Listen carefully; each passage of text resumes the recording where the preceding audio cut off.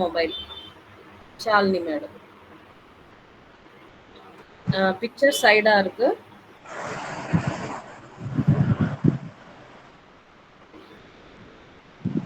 வரலையே.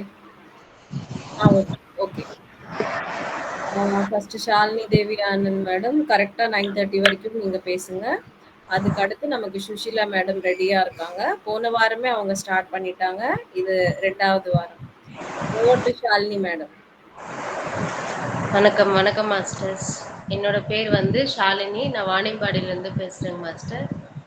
நான் வந்து ஷாலினி மேடம் ஒரு சவுண்ட் ஏதோ வருதே கர கர கரன்னு. 1 minute மேம்.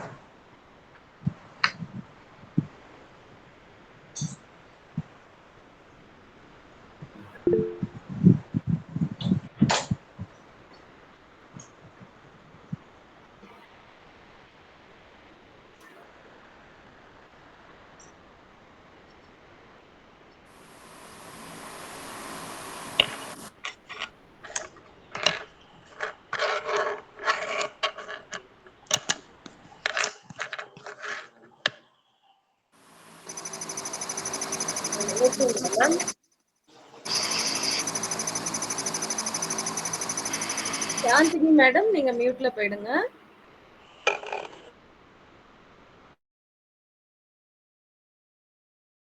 ஷாலினி மேடம் நீங்க இல்ல, இன்னொருத்தங்க அன்மியூட்ல இருந்தாங்க, அவங்கள போக சொன்னேன். ஓகே, நீங்க ஸ்டார்ட் பண்ணலாம். வணக்கம் மாஸ்டர். என்னோட பேர் வந்து ஷாலினி. நான் வாணியம்பாடியில இருந்து பேசுறேங்க மாஸ்டர். நான் வந்து நீ தேடுவது உன்னை தேடி கொண்டிருக்கிறது இந்த புத்தகத்துல இருக்கிற பாதி டாபிக் வரைக்கும் லாஸ்ட் கிளாஸ்ல கவர் பண்ணிருக்கேங்க மாஸ்டர். இன்னைக்கு ரிமைனிங் இருக்கிற சாப்டர்ஸ் பார்க்கலாங்க மாஸ்டர். இன்னைக்கு வந்து என்ன டாபிக் பார்க்க போறோம் அப்படின்னு பார்த்தோம்னா, ஃபர்ஸ்ட் வந்து பெறுதல் அப்படிங்கிற கான்செப்ட் பார்க்க போறோம். பெறுதல்னா என்ன, அது நம்ம எப்படி பண்ணணும் அப்படிங்கிறதுக்கு வந்து ஒரு விளக்கம் வந்து சார் பத்ரிஜயா வந்து கொடுத்துருக்காங்க. அதை பத்தி தான் இப்ப நம்ம பார்க்க போறோம் மாஸ்டர். நம்ம எப்படி கொடுக்கறது முக்கியம் அப்படின்னு நினைக்கிறோமோ அதே மாதிரி பெறுவது என்பதுமே வந்து மிக மிக ரொம்ப முக்கியமான விஷயம் அப்படின்னு சொல்லிட்டு குறிப்பிடுறாரு. நம்ம கொடுக்கறதுக்கு எந்த அளவுக்கு வெளிப்படையா நான் கொடுத்தேன்னு சொல்லிட்டு ஒரு வெளிப்படையா எல்லார் முன்னாடியும் நம்ம எப்படி கொடுக்க முற்படுவோமோ அத மாதிரியே நாம வந்து பெற்றுக்கொள்ளும் பொழுதுமே வந்து அந்த அளவுக்கு ஒரு இது முக்கியத்துவம் கொடுத்து நம்ம பெற்றுக்கொள்ளணும், அதே வெளிப்படையா பெற்றுக்கொள்ளணும் அப்படின்னு சொல்லிட்டு. வாய்ஸ் கேக்குதுங்களா மாஸ்டர்? நல்லா நல்லாதான் இருக்கு மேடம். அவங்க தட்சிணாமூர்த்தி சார் நீங்க உங்க வால்யூம் ஏத்திக்கோங்க, எங்களுக்கு கரெக்டா தான் இருக்கு. ஓகேங்க மேம். ஒரு பிரமிட் மாஸ்டரா இருக்கிறவங்க, ஒரு ஆன்மீகவாதியா இருக்கிறவங்க வந்து எப்படி வந்து வெளிப்படையாக கொடுக்க முற்படுவாங்களோ அதே மாதிரி வெளிப்படையா வந்து பெற்றுக்கொள்ளவும் நம்ம முயற்சி செய்யணும் அப்படின்னு சொல்லிட்டு குறிப்பிடுறாங்க. நம்ம கொடுத்துட்டே இருந்தோம்னா நம்மளோட வளங்கள் வந்து வளங்கள்ல குறைபாடு ஏற்படும். அப்ப ஒருவர் வந்து ஒரு பூரணமா இருக்கணும் அப்படின்னா கொடுப்பது போலவே அவங்க பெற்றுக்கொள்ளவும் செய்யணும் அப்படின்னு சொல்லிட்டு குறிப்பிடுறாங்க. ஏன்னா இந்த உலகத்துல எல்லாருமே வந்து மியூச்சுவலி டிபெண்டா வாழதான் வந்து வந்திருக்கோம். இப்ப அந்த காலத்துல இருந்தே வந்து பண்டமாற்று முறை இருந்தது அப்படின்னு சொல்லிட்டு கேள்விப்பட்டிருக்கோம். நம்ம எப்பவுமே வந்து ஒண்ணு கொடுத்துதான் நம்ம வந்து ஒண்ணு பெற்றுக்கொண்டு இருக்கோம். யாருமே வந்து இங்க தனிமையில எனக்கான தேவைகளை நானே பூர்த்தி செய்து கொள்வேன் நீங்க யாராலையுமே வந்து வாழ முடியாது அப்படின்னு சொல்லிட்டு குறிப்பிடுறாரு. அப்ப நம்ம ஒரு பூரணமா வாழணும் அப்படின்னாவே ஒரு கம்ப்ளீட்னஸ் நமக்கு இருக்கணும்னாவே கொடுப்பது போலவே பெறுவது மிக மிக அத்தியாவசியமானது அப்படின்னு சொல்லிட்டு குறிப்பிட்டாரு. அப்ப நம்ம எதையாவது பெற்றுக்கொண்டால் நம்ம ஒருவேளை கடன் பட்டு போயிடுவோமோ, திருப்பி அதை நம்ம செய்தே ஆகணுமோ அப்படின்னு ஒரு தாட் வந்து நமக்கு வரக்கூடாது அப்படின்ட்டு குறிப்பிட்டாரு. ஏன்னா நம்ம எப்படி பெற்றுக்கொள்கிறோமோ அதே போல திருப்பி செய்வதற்கான ஒரு வாய்ப்பு வந்து எப்படினாலும் நமக்கு வந்து வாழ்க்கையில அந்த சூழல் கண்டிப்பா உருவாகும். அப்ப நம்ம அவங்களுக்கு திருப்பி செய்வோம். ஆனா எப்படி நம்மள எப்பாவது திருப்பி கொடுத்தே ஆகணும் அப்படின்ட்டு அது ஒரு கடனா நினைத்து அந்த ஒரு யோசனையோட பெற்றுக்கொள்ளக் கூடாது. நம்ம வெளிப்படையா இதயபூர்வமா வந்து நம்ம பெற்றுக்கொள்ளணும் அப்படின்னு சொல்லிட்டு குறிப்பிடாரு. அதை வந்து ஒரு சுமையாக நம்ம நினைக்க கூடாது, பெறுதலை சுமையாக நினைக்க கூடாது அப்படின்னு சொல்றாரு. அப்ப ஒரு சில நேரங்கள்ல வந்து நமக்கு வந்து குடுக்குறவங்க வந்து அவங்களுக்குள்ள தாட் இருக்கலாம், மறைமுகமான வேற சில நோக்கங்களுக்காக நம்ம கிட்ட இருந்து வேற ஏதாவது ஒரு ஆதாயம் பாக்குறதுக்காக அவங்க வந்து நமக்கு வந்து அந்த விஷயத்த வந்து குடுக்கலாம். அந்த மாரி சூழ்நிலைகள்ல வந்து, நாம அங்க பெற்றுக்கொள்வதை தவிர்த்து, அந்த உறவையே வந்து நம்ம அதுல இருக்கக்கூடிய அந்த உள்ள அர்த்தத்த புரிந்து, அந்த உறவு முறையே முறிச்சுக்கிட்டு நம்ம ப மூவ் ஆன் பண்ணி போயிரணுமே தவிர, அந்த மாதிரி ஒரு எண்ணத்தோட குடுக்குறவங்க கிட்ட நம்ம பெற்றுக்கொள்ளக்கூடாது அப்படிங்கிறதையுமே அவர் வந்து தெளிவா குறிப்பிட்டாரு. அப்ப பெற்றுக்கொள்வது அப்படிங்கிறது நம்மளோட பலவீனத்த வந்து குறிக்கல. நம்மகிட்ட இல்லன்றதுனால நம்ம பெற்றுக்கொள்வதில்ல. ஒருத்தர் துணிந்து பெற்றுக்கொள்கிறாங்கனாவே, அவங்க வந்து அது அவங்களோட உள் வலிமைய தான் குறிக்குது அப்படின்னு சொல்லிட்டு அ குறிப்பிடுறாரு. அப்ப நம்ம பெற்றுக்கொள்கிறோம்னா, நம்ம எதையெல்லாம் பெற்றுக்கொள்கிறோம் அப்படின்னு சொல்லிட்டு நம்ம பார்த்தோம்னா, மற்றவர்களுடைய ஒப்பீனியன்ஸ் நம்மளை சார்ந்து அவங்களோட கருத்துக்கள தெரிவிக்கிறாங்க. அத நம்ம பெற்றுக்கொள்கிறோம். அவங்க குடுக்கக்கூடிய சஜஷன்ஸ், உன்னோட லைஃப்ல இந்த மாதிரி பண்ணினா கரெக்ட்டா இருக்கும்ன்னு சொல்லிட்டு அவங்க குடுக்குற அந்த சஜஷன்ஸா இருந்தாலும், நமக்கு காட்டக்கூடிய வழிகாட்டுதல்களாக இருந்தாலும், இல்ல நம்மள வந்து கண்காணித்து நமக்கு ஏதாவது ஒரு அறிவுரை சொல்றாங்க. அப்படியா இருந்தாலுமே, அது எதுவா இருந்தாலுமே, அது எல்லாத்தையுமே வந்து நாம ஒரு ஓப்பன் மைண்டடா அதை பெற்றுக்கொள்ளணும். அப்படின்னு சொல்றாங்க. ஆனா பெற்றுக்கொண்ட அனைத்தையுமே நம்ம செயல்படுத்தணுங்கிற அவசியம் கிடையாது. ஏன்னா, நம்ம அத செஞ்சோம்னா, அது நம்ப வாழ்க்கையில எந்த மாதிரியான ஒரு பலன்களை குடுக்கும் அப்படின்னு ஆராய்ந்து பார்த்து, அதன் அடிப்படையில நம்ம லைஃப்ல எப்படி எடுத்துக்கலாம்ன்னு சொல்லிட்டு நம்ம யோசிச்சு அத எடுத்துக்கணுமே தவிர, நாம பெற்றுக்கொள்ளவே கூடாது. யாரோட யோசனையும் நம்ம கேட்கவே கூடாது. யாரோட கருத்துக்கும் நம்ம இம்பார்ட்டன்ஸ் குடுக்கவே கூடாது. நான் நினைக்கிறத நான் செய்வேன். அப்படின்ட்டு இல்லாம, அத பெற்றுக்கொண்டு, அது எனக்கு எந்த மாரி தாக்கத்தை ஏற்படுத்துகிறது அப்படின்னு சொல்லிட்டு, என்னோட பாயிண்ட் ஆஃப் வியூல நான் அத கேரி ஆன் பண்ணிக்கலாமா இல்லையாங்கிற அந்த டெசிஷன் வந்து என்னோடது அப்படின்றாங்க. அப்படி நம்ம அத பெற்றுக்கொள்ளும்பொழுது, அது வந்து நம்மளோட சுமைகளை குறைக்கிறது மட்டும் இல்லாம, அது நம்ம செய்யக்கூடிய விஷயங்கள இன்னும் எளிமையாக்குகிறது. அதாவது இப்ப நம்ம ஒரு தொழில் செஞ்சுட்டு இருக்கோம் அப்படின்னும்போது, அப்ப நம்ம சுத்தி அந்த தொழில் செய்யக்கூடிய சக நண்பர்கள் கிட்ட இருந்து நம்ம அறிவுரைகளை பெற்றுக்கொண்டு, அத நம்ம பிசினஸ்ல நம்ம இம்ப்ளிமெண்ட் பண்ணும்போது, அவங்க 5 இயர்ஸ்ல பார்த்த அந்த ஒரு குரோத்த நம்ம ஒரு 1 இயர் 6 மந்த் டூ 1 இயர்ல நம்மளால அந்த ஒரு வந்து பலன வந்து அனுபவிச்சு கொள்ள முடியும். அப்ப அது நம்மளோட வொர்க் பர்டனையும் குறைக்குது. அது மட்டும் இல்லாம நம்ம வேலைகளையுமே ரொம்ப ஈஸியா மாத்துது அப்படின்னு சொல்லிட்டு சொல்றாங்க. அப்ப அடுத்தவங்களோட பாராட்டுகளா இருந்தாலும் சரி, கருத்துக்களாக இருந்தாலும் சரி, அவங்க குடுக்கக்கூடிய ஆக்கப்பூர்வமான விமர்சனங்களா இருந்தாலும், பரிசா இருந்தாலும், எதுவா இருந்தாலும் அத கருணையோட நாம ஏற்றுக்கொள்ளணும் அப்படின்னு சொல்றாங்க. அப்ப நாம எதையும் கருணையோட ஏற்றுக்கொண்டால், நம்ம கொடுப்பவருக்கு வந்து அத நன்றி செலுத்தும் விதமாக அது இருக்கும் அப்படின்னு சொல்றாங்க. அப்ப நமக்கு என்ன பாராட்டோ, ஒரு பரிசோ எது யார் குடுத்தாலும், அதை நம் இதயபூர்வமாக திறந்த மனதோடு, கருணையோடு பெற்றுக்கொள்ளும் பொழுது, அதுவே நாம் அவர்களுக்கு செலுத்தக்கூடிய ஒரு நன்றியாக இருக்கும் அப்படின்னு சொல்லிட்டு குறிப்பிடுறாரு.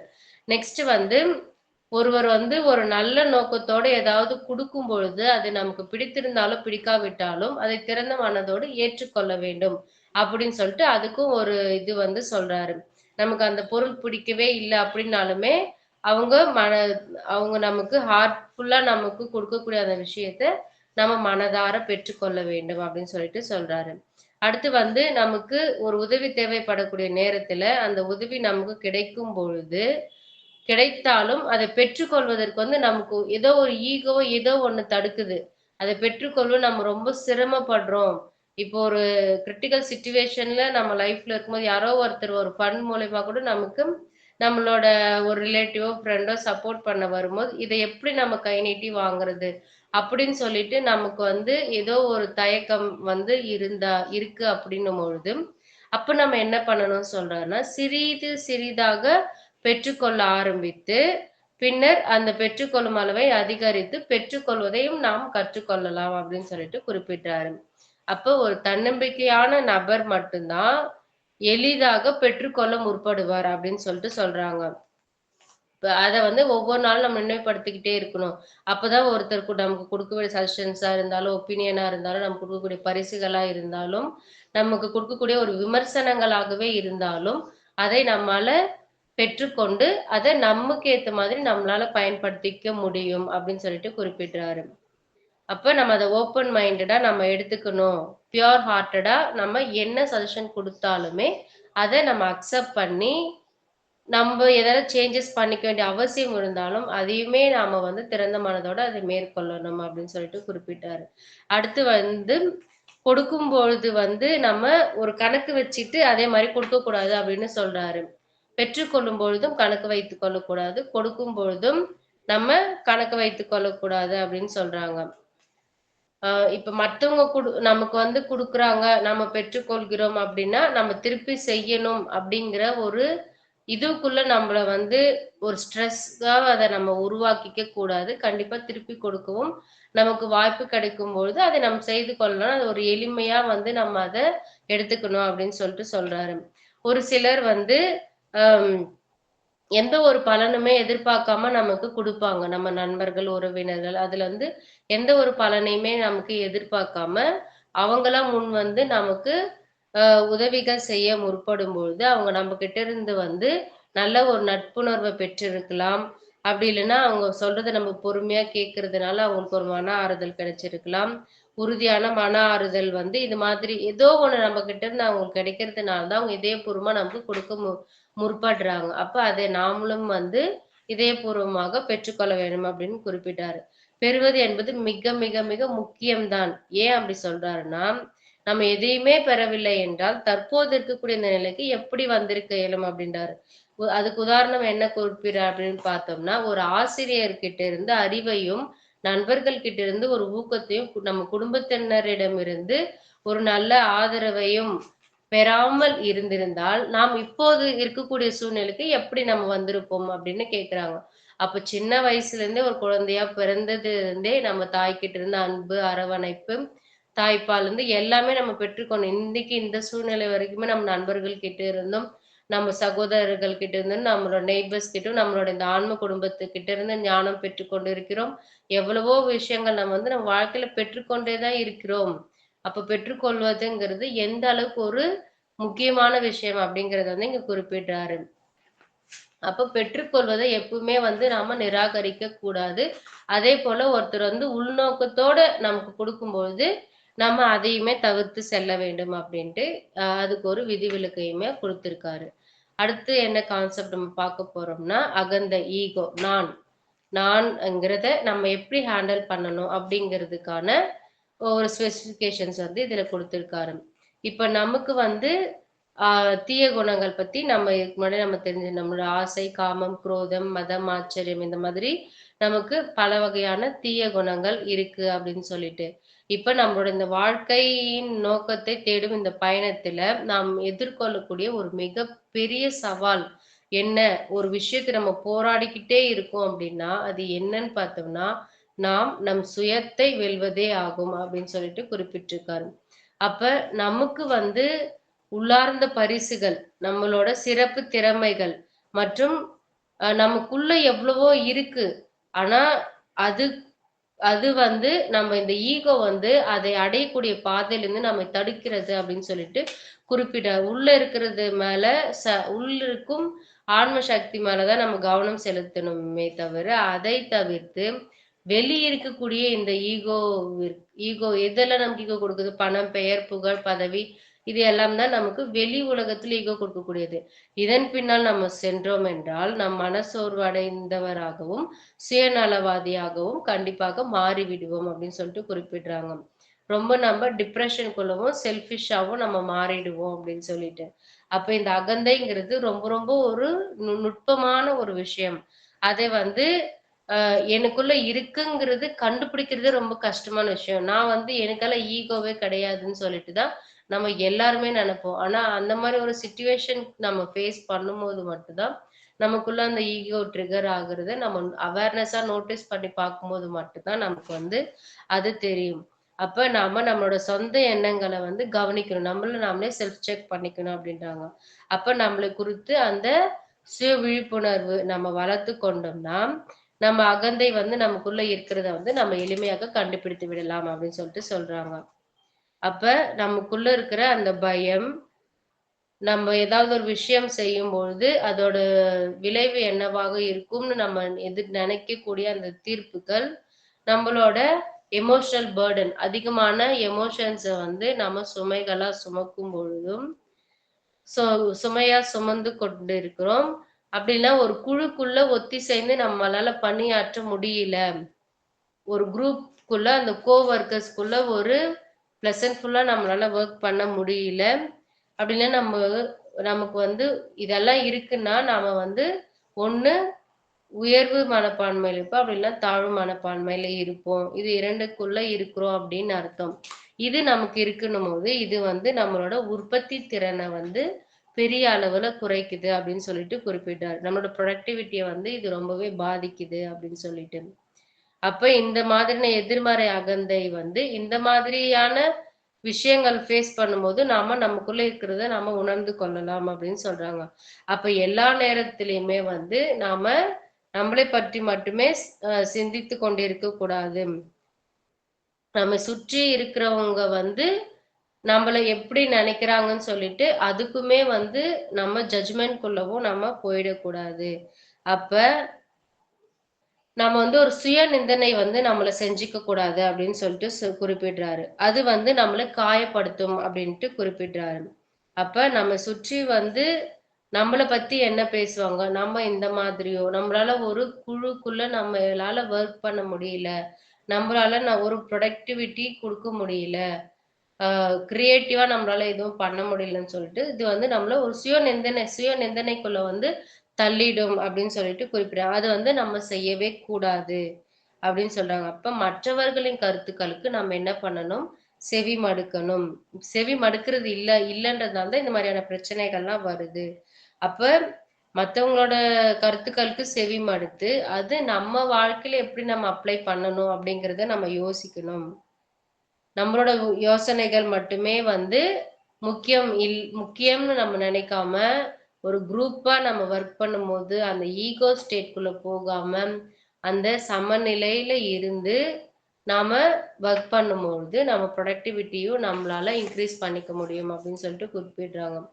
அப்ப நம்ம கொலீக்ஸ் கிட்ட இருந்து இந்த ஆக்கப்பூர்வமான கருத்துக்களை நாம பெறும்பொழுது, நாம கரெக்ட்டான அந்த பாதையில வந்து நம்ம பயணிப்போம் அப்படின்னு சொல்லிட்டு குறிப்பிட்டாரு.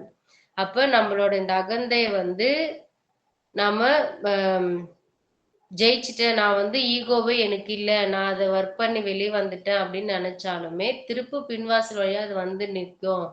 வேற ஒரு சிச்சுவேஷன் நம்ம ஃபேஸ் பண்ணும்போது, அது நமக்கு தெரியும். அந்த அகந்தைங்கிறது வந்து நமக்குள்ள இருக்கு, அப்படிங்கிறது நமக்கு தெரியும் அப்படின்றாங்க. அப்ப அதிலிருந்து முழுமையா நான் எப்படி வெளிப்படுவது அப்படின்னு பார்த்தோம்னா, நம்ம இன்னும் கூடுதல் கவனத்தோட இருக்கணும். அத வந்து நம்ம கண்காணிக்கிறதுக்கு சிறந்த வழி என்னன்னு பார்த்தோம்னா, நிலையான விழிப்புணர்வு. எப்பவுமே நம்ம கான்ஷியஸா, அவேர்னஸா, பிரசன்ட் ஸ்டேட்ல நம்ம இருக்கிறோம்னா, நாம நமக்குள்ள உருவாகக்கூடிய இந்த ஈகோவ நம்மளால கவனித்துக் கொள்ள முடியும் அப்படின்ட்டு குறிப்பிடுறாரு. இப்ப எப்பவுமே என்னால நிம்மதியா இருக்க முடியுதுன்னா, அதுக்கு என்ன அர்த்தம்னா, எனக்குள்ள ஈகோவே இல்ல அப்படின்னு தான் அர்த்தம் அப்படின்ட்டு ஈகோக்கெல்லாம் அப்பாற்பட்டு நான் வந்துட்டேன். அப்ப மட்டும் தான் ஒரு ஒரு மனிதனால நிம்மதியாக இருக்க முடியும். அப்படி இல்லன்னா கண்டிப்பா அந்த நிம்மதிங்கிறது இருக்காது. ஏதோ ஒரு விஷயத்த நமக்குள்ள போட்டு, ஏதோ ஒரு நெகட்டிவ் ஒரு தாட்குள்ள நம்ம போயிட்டே இருப்போம். ஒரு பொறாமையா இருக்கலாம். ஒரு ஈகோ ட்ரிகர் பண்ண ஒரு விஷயமா இருக்கலாம். அந்த யோசனைக்குள்ளவே நம்ம இருப்போம். நம்ம நிம்மதியா இருக்கோம் அப்படின்னாலே, நம்ம இதெல்லாம் கடந்து வந்துட்டோம் தான் அர்த்தம் அப்படின்னு குறிப்பிட்டாரு.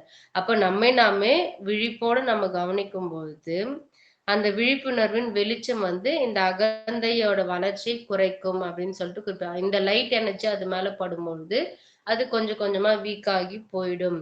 அப்ப செல்ஃப் அவேர்னஸா நம்ம நம்மள அனலைஸ் பண்ணி, இந்த இடத்துல உனக்கு ஈகோ வருது. இங்க ஈகோ உனக்கு இருக்கக்கூடாது. இத நான் எப்படி பார்க்கணும் அப்படின்னு சொல்லிட்டு, அத விழிப்புணர்வோடு ஆராய்ந்து, நம்ம இந்த ஆன்மீக ஞானத்த அதுல நம்ம அப்ளை பண்ணி, நம்ம லைஃப்ப கொண்டு போகும்பொழுது, செல்ஃப் அவேர்னஸா நம்ம இருக்கும் பொழுது, இதனால் உருவாகக்கூடிய அந்த வெளிச்சம் வந்து, அந்த அகந்தைய வந்து கொஞ்சம் கொஞ்சமா அழிச்சிடும் அப்படின்னு சொல்லிட்டு குறிப்பிட்டாங்க. அப்ப எதிர்மறை தன்மை, வதந்தி மற்றும் குறை கூறுதல் இதெல்லாம் நமக்குள்ள இருக்கணுமோ, இதெல்லாம் கொஞ்சம் கொஞ்சமா குறைக்க முற்படணும்.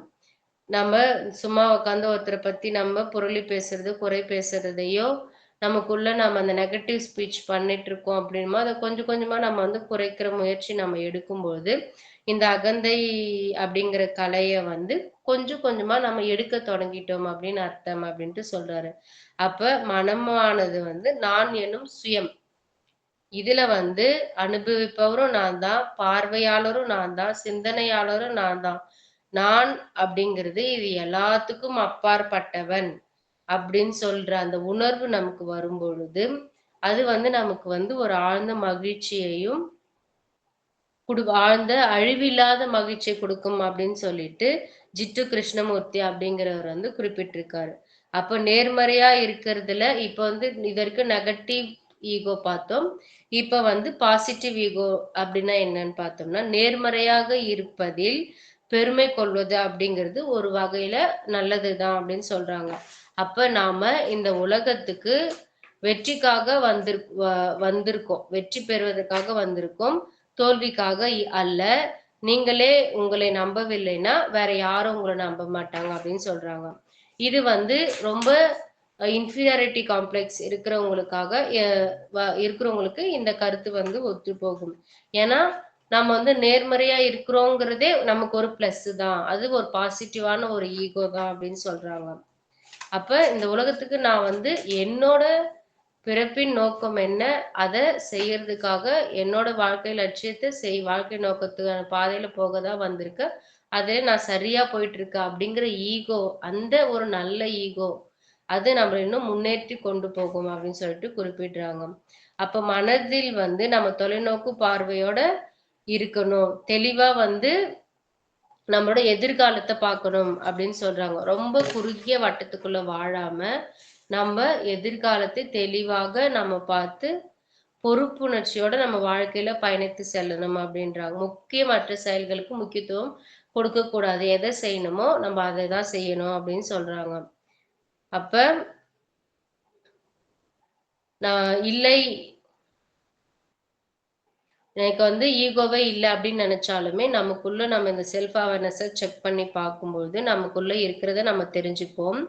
இது வந்து எனக்கு ரொம்ப ஈகோ பர்சன் அப்படின்னு நினைக்கிற பர்சன் மட்டும்தான் ஈகோ அப்படின்னு நம்ம சொல்ல முடியாது. இது வந்து எல்லா மனிதர்களுக்குள்ளுமே பணிவான மனிதர்களுக்குள்ள நம்ம பார்த்தாலுமே ஏதோ ஒரு விஷயத்துல அவங்க வந்து அந்த ஈகோல தான் இருப்பாங்க. அப்ப இதை அழிக்கிறதுக்கான ஒரு ஆரம்ப புள்ளி என்னன்னு பார்த்தோம்னா அதுதான் நம்மளோட அவேர்னஸ். விழிப்புணர்வோட இருக்கிறோம் அப்படின்னா நம்ம இந்த ஈகோல இருந்து கொஞ்சம் சிறிது சிறிதாக வெளிப்பட்டு வந்துருவோம் அப்படின்னு சொல்றாங்க. அப்ப நம்ம எந்த வேலை செய்யறதா இருந்தாலும் நம்மளோட ஆணவம் அப்படிங்கிறது வந்து தற்போதுல இருந்து நம்மளை விலக்கி வைக்குது. நான் யார் தெரியுமா? எனக்கு நான் என்ன வேலை செய்யறேன், எந்த பதவியில இருக்க தெரியுமா? அந்த ஈகோ ஸ்டேட்ல இருக்கும் பொழுது உண்மையில இந்த தருணத்தில் நான் வாழ்வதை இழந்து விடுகிறேன் அப்படின்னு சொல்லிட்டு குறிப்பிடுறாங்க. அப்ப நான் வந்து போதுமான பணம் சம்பாதிக்கல, என்கிட்ட வந்து எந்த தகுதியும் இல்லை எனக்கு. எனக்கு தேவையான அங்கீகாரம் எனக்கு எப்பவுமே கிடைக்கிறதே இல்ல. என் கடன்களை வந்து என்னால செலுத்த முடியறதில்ல. நான் மகிழ்ச்சியாகவே இல்ல. எந்த பணியிலயும் என்னால கவனம் செலுத்தவே முடியல. இப்படி நம்ம சொல்லிட்டே இருக்கோம் அப்படின்னும்பொழுது, அப்ப எதையோ நம்ம தேடி போறோம். நம்மள உயர்த்திக்கணும் அப்படின்னு தேடி நெகட்டிவிட்டில நம்ம போயிட்டு இருக்கோம் அப்படின்னு சொல்லிட்டு சொல்றாங்க. அப்ப இதை உணர்ந்து செய்யும் வேலையில் இதை உணர்ந்து நம்ம செய்யக்கூடிய வேலையில கவனம் செலுத்தணும். ஏன் என்னால ப்ரொடக்டிவா இருக்க முடியல? அப்ப நான் அதை எப்படி சரி பண்ணணும் அப்படின்ட்டு அந்த விஷயத்தின் மேல் கவனம் செலுத்தி அதை நம்ம செய்ய முற்படணும் அப்படின்னு சொல்லிட்டு குறிப்பிடுறாங்க. அதை தவிர்த்து நாம நம்மளே வந்து குறை சொல்லிக்கிட்டு சுயநிந்தனை வந்து செய்யக்கூடாது அப்படின்ட்டு. அப்ப இங்க யாருமே வந்து எல்லாருக்குள்ளயுமே ஒரு இண்டிவிஜுவாலிட்டி இருக்கு. அவங்களுக்குன்னு ஒரு தனித்தன்மை இருக்கு. அந்த தனித்தன்மைய வச்சுக்கிட்டு அவங்களோட வாழ்க்கை லட்சியம் என்ன, வாழ்க்கை நோக்கம் என்ன அப்படிங்கிறத ஆராய்ந்து அதற்கான பாதையில சென்று அவங்க வாழ்க்கைய அவங்க மேற்கொள்ளணுமே தவிர, நான் இந்த மாதிரி ஒரு பெர்சன் அப்படின்னு சொல்லிட்டு அந்த வெளி உலகத்துல இருக்கிற ஈகோவ தவிர்த்துட்டு உள்ள இருக்கக்கூடிய சுயத்துல இருக்கக்கூடிய சக்திய உணர்ந்து நல்ல ஒரு நல்ல ஈகோவோட அதுல நம்ம முன்னேற்றம் அடையணும். உள் சுயத்தை அறிவதில் நாம முன்னேற்றம் அடையணும் அப்படின்னு சொல்லிட்டு குறிப்பிட்டாரு. இப்ப இந்த உலகத்துல எல்லாருமே ஒவ்வொருத்தரும் ஒவ்வொரு விதமான திறன்களோட தான் வந்திருக்கோம். அப்ப நம்மளோட பலத்தையும் நம்ம மதிக்கணும். அதே போல நம்ம சுற்றி உள்ளவர்கள் அவங்களுக்கும் ஏதோ ஒரு பிளஸ் இருக்கு. அதையும் நம்ம மதிக்கணும். யாரையுமே வந்து நம்ம குறைத்து மதிப்பிடக்கூடாது. சுயநலமாகவும் இருக்கக்கூடாது. நாம ஒரு யூனிவர்சல் லவ்வோட, ஒரு அன்கண்டிஷனல் லவ்வோட இந்த ஈகோங்கிறத தவிர்த்து, ஒரு அவேர்னஸா நம்மள செக் பண்ணிக்கிட்டு, நமக்கு உள்ள இருக்கக்கூடிய அந்த ஈகோவ நம்ப ஆன்ம ஒளி கொண்டு அந்த ஈகோவ மங்க வச்சு, நம்ம ஆன்மீக வாழ்க்கையிலயும், நம்ம பௌதீக வாழ்க்கையிலயும் எப்படி நம்ம ஈகோவ நம்ம ஹேண்டில் பண்ணணும் அப்படிங்கிறத இந்த சாப்டர்ல வந்து குறிப்பிட்டிருக்காரு. Thank you master. Thank you. Thank you madam. Sushila madam, நீங்க கன்டின்யூ பண்ணலாம். ஷாலினி மேடம் இன்னும் இதுல இருக்கா? இருக்குங்க மேம். ஓகே. நீங்க நெக்ஸ்ட் எப்போ உங்களுக்கு முடியும்ன்றது முரளி சாருக்கு இன்ஃபார்ம் பண்ணிடுங்க. ஓகேங்க. Thank you. Thank you so much. Thank you ma'am. Sushila madam நீங்க கன்டின்யூ பண்ணுங்க.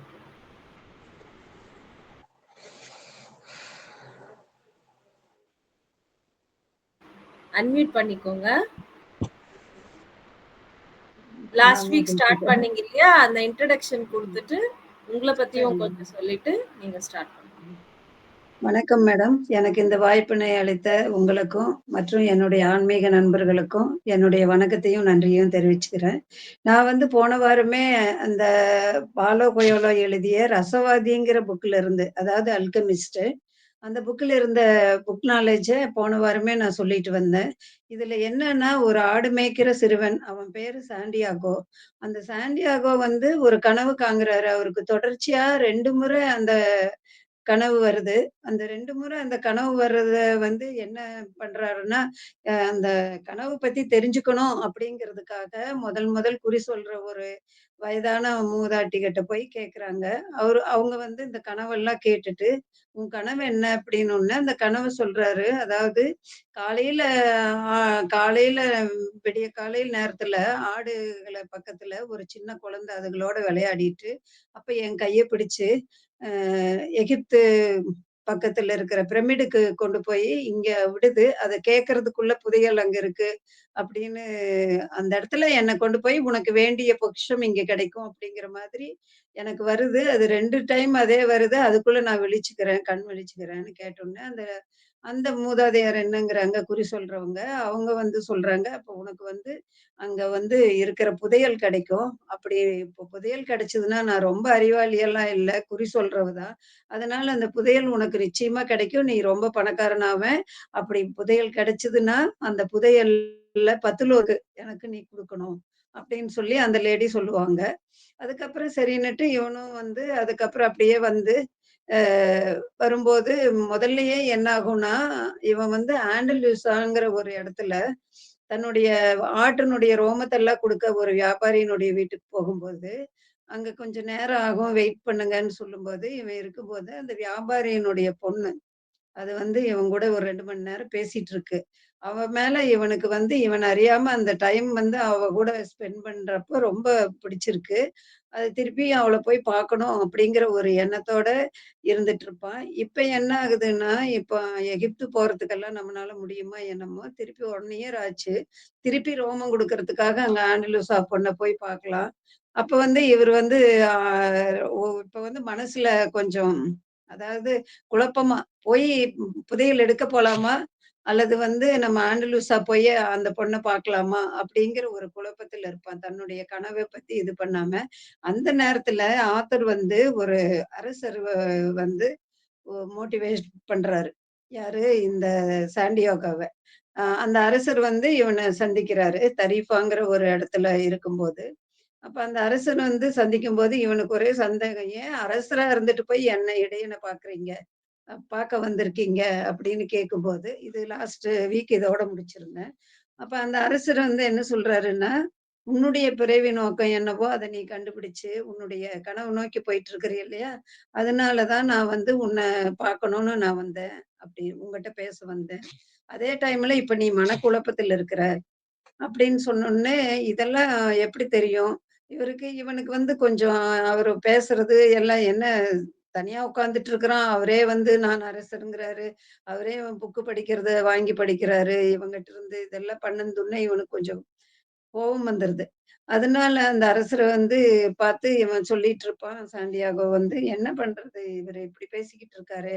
அப்படின்னு சொல்லிட்டு இருக்கும்போது, அப்ப அந்த அரசர் சொல்றாரு, "எந்த ஒரு பிறவி நோக்கத்திலிருந்து நீ இப்ப தவறுற மாதிரி ஒரு சூழ்நிலை இருக்கிறதுனால, உனக்கு வந்து நான் அத எடுத்து சொல்லணும். நீ வந்து உன்னுடைய கனவு நோக்கி தான் போகணும். இலக்கு நோக்கி தான் போகணும்.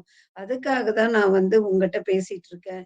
அ அப்போ ஒருத்தருக்குமே நீங்க இந்த மாதிரி இருக்கிறவங்களுக்கெல்லாம் கனவு நோக்கி போகாதவங்களுக்கெல்லாம் நீங்க ஆமா.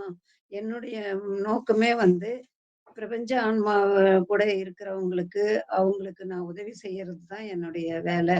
அப்படின்னு சொல்லிட்டு, இதுக்கு முன்ன கூட நான் வந்து ஒரு இதுல சுரங்கத்துலலாம் வேலை செய்யற ஒரு தொழிலாளி. அவரு வந்து அவருக்கு நான் இப்படிதான் ஹெல்ப் பண்ண போனேன். ஆனா, அவரு வந்து அத புரிஞ்சுக்கவே இல்ல.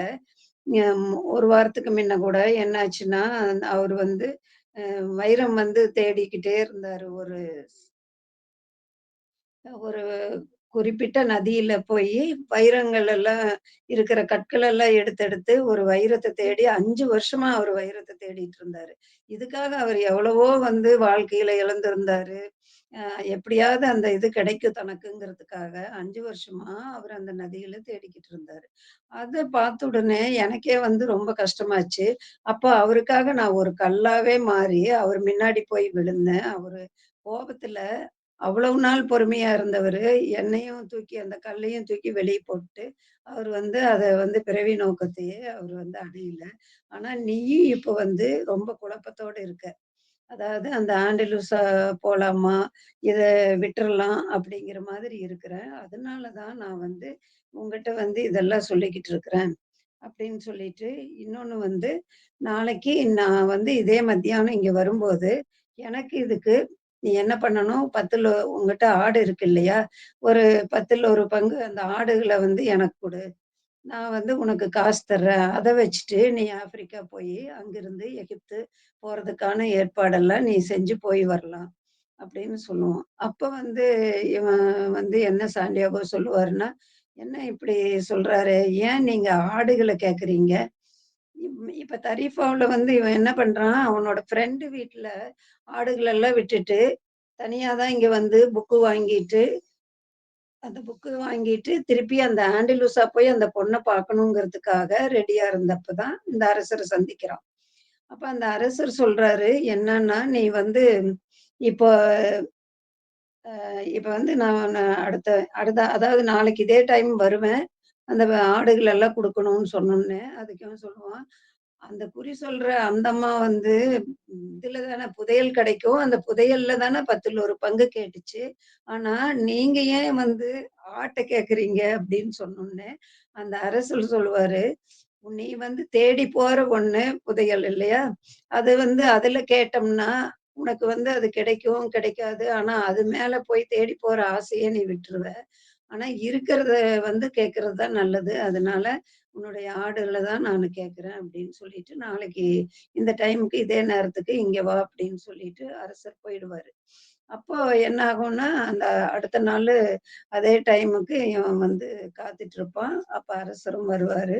அரசர் வந்தோனே, அப்ப வந்து ஒரு இடத்துல உட்கார்ந்துட்டு இருக்கும்போது, அரசர் சொல்லுவாரு, "நீ வந்து இப்ப குழப்பத்துல இருக்கிற இல்லையா?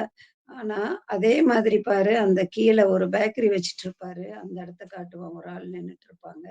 அவனும் வந்து, "நீ ஏன் இப்ப ஆடு மேய்க்கிறதுக்காக ரொம்ப ஆசைப்பட்ட?" அப்படின்னு கேட்டோனே, அதுக்கு சாண்டியாகோ சொல்லுவான், "நான் வந்து ஆடு மேய்க்க ஆசைப்படுறதுக்கு காரணமே, ஒரு ஒரு ஊரா சுத்தி பார்க்கணும். அப்படிங்கிற என்னுடைய ஆசைய நிறைவேற்றதுக்காக தான் நான் இடையனா வந்தேன்." அப்படின்னு சொல்லுவான். அதே மாதிரி ஆசையோட தான் அந்த கீழ ஒரு பேக்கரி காட்டிட்டு அந்த ஆள் இருக்காரு இல்லையா? அவரும் அப்படிதான். ஆடு மேய்க்கிறதுக்காக, ஊர் ஊரா சுத்தி பார்க்கறதுக்காக இடையனா இருக்கணும்னு தான் நெனச்சான். ஆனா, போதிய பணம் இல்லாதனால பேக்கரி வச்சு, அந்த பணத்த சம்பாரிச்சுட்டு, அப்புறமா நம்ம வந்து ஆடுகள் எல்லாம் வாங்கிட்டு, ஊர் ஊரா போலாம் அப்படின்னு நெனச்சுட்டு இருந்தான். ஆனா, பேக்கரியில வர்ற பணமும், தனக்குன்னு ஒரு வீடு இதெல்லாம் இருக்கிறங்காட்டியும், அதிலேயே செட்டில் ஆகியாச்சு. அதுக்கப்புறம் அவனுக்கு அந்த எண்ணமே இல்ல. ஏன் அப்போ ஆடு மேய்க்கிறத விட்டுட்டு இது பண்ணானோன்னே, இல்ல இல்ல பேக்கரி இருக்கிறவங்களுக்கு தான் ஆடு மேய்க்கிறவங்கள விட அவங்களுக்குன்னு தனி ஒரு வீடு இருக்கு. சொந்தமா தங்குறதுக்கு இல்லையா? அந்த இடையனா இருந்திருந்தா, அங்கங்க போற இடத்துல தானே தங்கிட்டு இருப்பாங்க. அதனால அவன் வந்து இத விரும்பினான். சொந்தமா ஒரு இடம் இருக்கு. யாருமே அவனுக்கு பொண்ணு குடுக்கறதுனா கூட, இடம் இருக்கு அதெல்லாம் பார்ப்பாங்க இல்லையா? அதனால இடையன விட பேக்கரி வைக்கிறது பெரிய ஆளா இருக்கலாம். அப்படிங்கிறதுலயும், காசு சம்பாரிச்சா இன்னொரு தடவ வயசானா கூட ஒரு தடவ போய் ஊர சுத்தி பார்க்க போலாம் அப்படிங்கிற எண்ணத்தோட அந்த ஆள் இருந்துட்டு இருக்காரு. அப்படின்னு அந்த பேக்கரி ஆள கை காட்டி காட்டணும்னு, இவனுக்கு வந்து மனசே வலிக்கும். ஆனா, என்ன இது இப்படி சொல்றாங்க? இடையனா இருக்கிறது வந்து அவ்வளோ கேவலமா? அப்படின்னு நினைச்சுட்டு, சரி அரசர் அப்படி சொன்னதுக்காக ரொம்ப வருத்தப்படுவான் இவன். வருத்தப்பட்டுட்டு எனக்கு வந்து ஏன் இப்படி இருக்கு? அப்புறம் மனக்குழப்பத்திலேயே இருக்கான். அதாவது நம்ம வந்து ஆடுகளை எல்லாம் வேற குடுக்கணும்னு கொண்டு வந்துட்டோம். அடுத்த நாள் வந்து கொண்டு வந்து வைப்பான். ஒரு 5 ஆடுகள்ல என்ன கொண்டு வந்திருப்பான். பார்த்தோனே அவரு வந்து அரசர் வந்து, "இந்த 5ல வந்து ஒண்ணு ரொம்ப வயசானதா முடியாம இருக்கும்." அப்ப வந்து சாண்டியாகோ சொல்லும், அரசர பார்த்து சொல்லுவான், "இந்த ஆட்ட பத்தி நீங்க கவலைப்பட வேண்டாம். இதுக்கு தான் ரோமம் அதிகமா இருக்கும். இது வந்து எல்லா ஆடுகள விட நல்லா தான் இருக்கும்." அப்படின்னு சொல்லிட்டு சொன்னோனே, "சரி பரவால்ல. ஆனா வந்து நீ எங்க போகணும்னாலும் முதல்ல சகுனங்கள வந்து நீ வந்து கவனிக்கணும். சகுனங்கள கவனிச்சுட்டு போ." "ஆமா, நீங்க சொல்றேன்னீங்களே, என்ன இப்போ நானு போறதுக்கு ரெடியா இருக்கேன் இல்லையா? அதுக்கு என்ன எங்க எனக்கு புதையல் கிடைக்கும்னு சொல்றேன்னு சொன்னீங்களே?" அப்படின்னோனே, இப்ப சொல்லுவாரு, "எகிப்துல பிரமிட் அடியில உனக்கு வந்து புதையல் காத்துட்டு இருக்கும். அத போய் நீ எடுத்துக்கலாம். அதனால அதுக்கான பணமெல்லாம் இதோ நான் இந்த ஆடுகளுக்கான பணத்த உனக்கு குடுக்குறேன். இத எடுத்துட்டு போயி நீ தாராளமா எகிப்து நோக்கி பயணம் செஞ்சு, நீ உன்னுடைய கனவ வந்து நிறைவேற்றணும். அதுதான் என்னுடையது. ஆனா சகுனங்களினுடைய மொழிய மட்டும் நீ மறந்துறாத. எல்லாவற்றையும் முக்கியமானது வந்து உன்னுடைய கனவை வந்து முழுமையா நிறைவேத்தணும். இல்லையா? அதுதான் அத பின்தொடர்ந்து செல்லுவதை வந்து நீ வந்து நிறுத்திடாத. இப்ப நீ வந்து போக வேண்டாம். ஆண்டிலூசா போயிரலாம். ஆடு மேய்க்கிற இடையனா இருக்கிறது தான் நல்லது. அப்படின்னு இப்ப நினைச்சிட்டு இருந்தீல்ல. உன்னுடைய எண்ணத்த மாற்றத்துக்காக தான் நான் உன்கிட்ட இப்ப வந்தேன். அரசனா இருந்தாலும். ஆனா வந்து நானு போறதுக்கு முன்ன இன்னொரு கதை சொல்றேன். அதையும் கேட்டுக்கோ. அ உலகத்திலேயே மிக அறிவார்ந்த ஒரு ஞானி இருந்தாரு. அந்த ஞானிய வந்து போய் பார்க்க சொல்லி ஒரு வியாபாரி வந்து தன்னுடைய மகன அனுப்புறாரு. எதுக்கு அனுப்புறாருன்னா, அந்த ஞானிய போய் பார்த்து, மகிழ்ச்சியாக வாழ்வது எப்படின்னு தெரிஞ்சுட்டு வான்னு அந்த பையன அனுப்பிச்சு விடுவாரு. அந்த பையன் என்ன பண்றான்னா, சரி போயி நம்ம பார்க்கலாம். அந்த ஞானி போய் பார்க்கலான்னு ரொம்ப தூர பாலைவனங்கள எல்லாம் கடந்து ஒரு பெரிய குன்றின் மேல அவருடைய பெரிய பங்களா இருக்கும். அந்த ஞானிய பார்க்கறதுக்காக உள்ள நுழையும்போதே நெறைய பேரு கியூல இவர்கிட்ட நின்னு பேசிட்டு இருப்பாங்க. அங்கங்க உணவுகள் எல்லாம் இருக்கும். அப்புறம் இசையெல்லாம் நடந்துட்டு இருக்கும். பார்க்கறதுக்கே வந்து ரொம்ப நல்லா இருக்கும். அத பார்த்தோனே வந்து இவன் ரொம்ப ஆச்சரியமா, சரி அந்த 2 மணி நேரம் அந்த ஞானிய பார்க்கறதுக்காக கியூல நின்னுட்டு இருப்பான். 2 மணி நேரம் கழிச்சு ஞானிய பார்த்தோனே, அவரு வந்து சொல்லுவாரு, "நீ வந்து எதுக்குப்பா வந்திருக்கன்னு?" கேட்டோனே, "எனக்கு வந்து மகிழ்ச்சிய எப்படி கிடைக்கும்? மகிழ்ச்சிக்கான வழி என்னன்னு எங்க அப்பா உங்கள பார்த்து கேட்டுட்டு வர சொன்னாரு." அப்படின்னோனே, "அது இப்ப நான் சொல்றதுக்கு எனக்கு டைம் இல்ல. இத நீ வந்து இந்த பங்களாலாம் சுத்தி பார்த்துட்டு வா. அதுக்கு முன்ன ஒரு ஸ்பூன்ல எண்ணெய் குடுத்து, இந்த எண்ணெய வந்து எடுத்துட்டு அப்படியே பங்களாலாம் சுத்தி பார்த்துட்டு வா. எண்ணெய் வந்து கீழ சிந்திரக்கூடாது.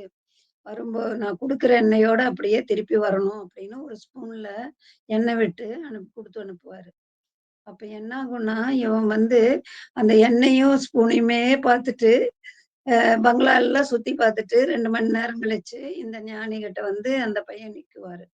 அப்ப அந்த ஞானி கேட்பாரு, "என்ன பார்த்தியா? அரண்மனையெல்லாம்? நானு அங்க இருக்கிற அந்த ஸ்கிரீன பார்த்தியா? மேல இருக்கிற அழகான ஓவியங்கள பார்த்தியா? தோட்டங்கள எல்லாம் பார்த்தியா? எவ்வளவு நல்லா இதா இருக்கும்." அப்படின்னு கேட்பாரு. அதுக்கு இவன் வந்து எண்ணெய சிந்தாம இருக்கிறதுக்குனால, "நான் எதையுமே பார்க்கல." அப்படின்னு சொல்லுவாரு. "அப்படியா? அப்பன்னா இன்னொரு முறை நீ போயி அரண்மனையில என்னென்ன இருக்குதுன்னு பார்த்துட்டு வா. அந்த ஸ்பூன் எண்ணெயும் எடுத்துட்டு போன்னு" சொல்லுவாரு. இந்த முறை அந்த பையன் என்ன பண்ணோம், சுத்தி பார்த்துட்டு வரையில என்னைய சுத்தி பார்த்துட்டு திருப்பியும் அந்த ஞானி கிட்ட வந்து நிக்கும்போது, "என்னப்பா எல்லாம் பார்த்தியான்னு?" "ஓ! ரொம்ப அழகா இருந்துச்சு. அந்த தோட்டத்த பார்த்தேன். இந்த இத சித்திரங்கள் எல்லாம் வரைஞ்சிருந்துச்சு. பாட்டு பாடிட்டு ஒரு பக்கம் இருந்தாங்க. அ நெறைய வகை வகையான உணவுகள் எல்லாம் வச்சு, அதெல்லாமே நல்லா விவரிப்பான் பார்த்ததெல்லாம். அப்ப கரண்டியில இருந்த எண்ணெய் எங்கேன்னா, எண்ணெய் இல்லாம இருக்கும். அப்போ வந்து அ அத கேட்டவுடனே அந்த இவரு ஞானி இருக்காருல்ல, திருப்பி வந்து அற்புதங்களை எல்லாம் நீ கவனிச்சு வந்திருக்கிற. ஆனா வந்து கொஞ்சம் கூட இது இல்லாம எண்ணெய வந்து ஃபுல்லா இல்லாம வந்திருக்கிற இந்த முறை. ஆனா வந்து எப்படி உன்னைய நம்பி நானு வந்து அனுப்பிச்சேன் இல்லையா? எண்ணெய் துளிகள், அதெல்லாம் எங்கேன்னு கேட்கும்போது, அப்பதான் அவன் கையில இருந்த அந்த கரண்டியே பார்த்துக்கிட்டு, ஐயய்யோ! எண்ணெயெல்லாம் இல்லையே! இந்த கதைய கேட்டுட்டு, ஆ சாண்டியாகோ வந்து எதுவும் கூறாம மௌனமாவே இருக்கிறான். அப்போ அந்த முதிய அரசர் என்னங்கிறாரு, அ அவன் அந்த அரசர் சொன்ன கதை வந்து இவனுக்கு ரொம்ப புரிஞ்சுச்சு. என்ன புரிஞ்சுக்கிட்டான்னா இந்த கதையிலிருந்து, சாரி. அதாவது இடையன் வந்து பல இடங்களுக்கு பயணிக்கலாம். ஆனா, அவன் வந்து தன்னுடைய செம்மறியாடுகளை வந்து ஒருபோதும் மறந்துறவே கூடாது. பயணம் செய்யறது பல நாடுகள், பல இடங்களுக்கெல்லாம் போலாம். ஆனா, நம்ம செம்மறியாடு தான மேய்க்கிறதுக்காக இவன் போறான். அந்த ஆடுகள மறந்துட்டா அப்புறம் என்ன இருக்கு? அப்படிங்கிற மாதிரி புரிஞ்சுக்கிட்டான். அதுக்கப்புறம் தரீஃபாவில் வந்து இருந்து அந்த அரசர் வந்து இந்த இவன வந்து கப்பல் ஏத்தி அங்க போகறதுக்கான பணமெல்லாம் குடுத்திருப்பானா. அதனால ஆப்பிரிக்காவுக்கு போறதுக்காக ரெடி ஆகிருவான். ஆப்பிரிக்காவுக்கு போய் சேர்ந்துருவான் நம்ம சாண்டியாகோ. அங்க போனோனே ஒரு டீ கடையில உட்காந்து டீ சாப்பிட்டு இருக்கும்போது, டீ வந்து அங்க வந்து அவனுக்கு வந்து வைன் எல்லாம் கிடைக்காது. அதனால எல்லாரும் ஏதோ கருப்பா குடிச்சிட்டு இருப்பாங்க. அதுதான் நல்லா இருக்கும்னு நெனச்சுட்டு, இவனும் வந்து அந்த ஓனர்கிட்ட டீ கடை வியாபாரிகிட்ட சொல்லி வாங்கி குடிப்பான். ஆனா, அது ஒரே கசப்பா இவனால குடிக்க முடியாது. இவனுக்கு ஒரு இங்க என்ன ஒரு பெரிய ப்ராப்ளம்னா, லாங்குவேஜ் ப்ராப்ளம். இவனுக்கு வந்து அரேபியா இது உள்ள தெரியாது. மொழி தெரியாது. ஸ்பானிஷ் தான் தெரியும். அப்ப வந்து இவன் வந்து அப்படியே உட்கார்ந்துட்டு எல்லாத்தையும் என்ன பண்றதுன்னு முழிச்சுட்டு இருப்பான். இது ஒரு பெரிய இதா இருக்கேன்னு. அப்ப வந்து ஒரு குரல் கேட்கும் பின்னாடி. "அ நீங்க நீங்க என்ன குடிச்சிட்டு இருக்கீங்க?" அப்படின்னு சொல்லி கேட்டோனே, அது வந்து அ அவன் வந்து சொல்லுவான், "அடே ஸ்பானிஷ்ல கேட்குறாங்க. பரவால்ல" அப்படின்னு சொல்லிட்டு, "அ எனக்கு வந்து ஒரு இங்க வந்து இது வேணும். அ வாங்கி தருவீங்களா? நான் எனக்கு இது என்னன்னே தெரியல. எல்லாரும் குடிச்சாங்கன்னு வாங்குனேன். என்னால இந்த டீ வந்து ரொம்ப கசப்பா இருக்குது. குடிக்கவே முடியல." அப்படின்னு சொன்னோனே, அதுக்கு அந்த ஆள் சொல்லுவாரு, இவன ஒத்த வயசே இருப்பாரு. இவன் கூட பேசினவரு ஸ்பானிஷ்ல. அப்ப வந்து அது வந்து அவனுக்கு ஒண்ணுமே இங்க வந்து சொல்லுவான், "இங்கெல்லாம் வந்து வைன் எல்லாம் கிடைக்காது. இங்க வந்து வைன் கிடைக்காது." அப்படிங்கிறத சொன்னோனே, "சரி பரவால்ல. நீ பேசுனது வந்து எனக்கு ரொம்ப புடிச்சது. இந்த லாங்குவேஜ் தெரிஞ்ச ஒருத்தர் வந்து இது பண்ணாங்க. நீ எதுக்காக இங்க வந்திருக்க?" அப்படிங்கிற மாதிரி கேட்பான். அப்ப வந்து இவன் சொல்லுவான், "நான் வந்து புதையல பத்தியும், அத வந்து அடைய இருந்தத பத்தியும் மட்டுமே அவன் இப்போது அக்கறை கொள்ள ஏன்னா பணமெல்லாம் கிடைச்சிருச்சு. எப்படி நம்ம போய் புதையல பார்க்கணும். அது மேல ரொம்ப அக்கறையா இருந்துட்டு இருப்பான். அப்ப வந்து இவனும் இப்படி பேசணும்னே என்ன பண்றது? என்கிட்ட சொல்லலாமா? வேண்டாமா? அப்படின்னு சொல்லிட்டு நான் வந்து எகிப்து போகணும் அப்படின்னு மட்டும் சொல்லுவான். அப்போ அவன் ஃப்ரெண்டு கேட்பான், எகிப்துக்கு போகணும்னா, ஆ பணம் அதுக்கு தகுந்ததெல்லாம் வச்சிருக்கிறியா? அப்படின்னு பணம் செலவாகும். பணம் வச்சிருக்கிறியான்னோனே, பணம் வச்சிருக்கிறேனே அப்படின்னு சொல்லுவான். அத கேட்டுட்டு இருந்த அந்த மது கடை ஓனர் இருக்காரு இல்லையா? அவரு வந்து அந்த வியாபாரி வந்து ஐயோ! பணத்த காட்டுவான் அந்த பையன்கிட்ட. ஆ இப்ப புதுசா வந்து பேசுனவங்கிட்ட நண்பனாக்கிட்டு, என்ன நண்பா நான் அமௌண்ட் பணமெல்லாம் வச்சிருக்கிறேன் நண்பா எகிப்து போறதுக்கு அப்படின்னு அந்த பணத்த காட்டும்போது, அந்த வியாபாரி வந்து என்ன பண்ணுவாரு, பார்த்துட்டே இருப்பாரு அவரும். அவருக்கு வந்து ரொம்ப கஷ்டமா இருக்கு. இவன் என்னடா பணத்த எடுத்து காட்டுறானே அப்படின்னு சொல்லிட்டு கொஞ்சம் கஷ்டப்படுவாரு. கஷ்டப்பட்டுட்டு சத்தம் போடுவாரு, ஏதோ பேசுவாரு. ஆனா வந்து இவன் வந்து என்ன பண்ணுவான், அதாவது இவன் வந்து ஸ்பானிய மொழியில பேசுன ஒண்ணுக்காகவே இவன் நம்ம சாண்டியாகோ என்ன பண்றான், ஏதோ மொழி தெரிஞ்சு தெரியாத ஒரு நாட்டுல நமக்கு தெரிஞ்ச மொழியில யார் நீன்னு கேக்குறாங்க. அத கேட்டு நமக்கே நிம்மதியா இருக்கு.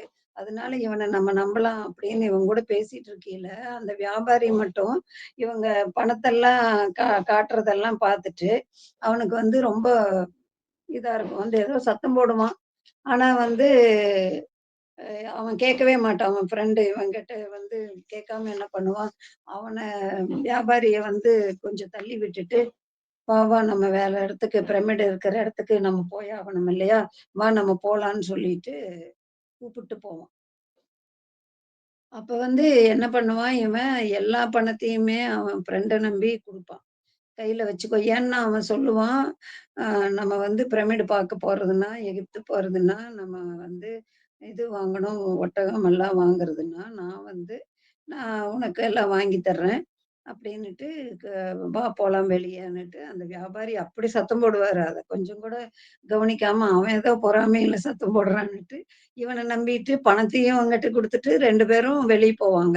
வெளிய போகும்போது ஒரு கடைவீதி வழியா போய்க்கிட்டே இருப்பாங்க. ஆனா சாண்டியாகோ கண்ணு பூரா என்னதான் இருந்தாலும் ஃப்ரெண்டுன்னு நம்ம சொல்லிட்டோம். அவன் மேலயே பார்த்துட்டு போயிட்டுருப்பான்.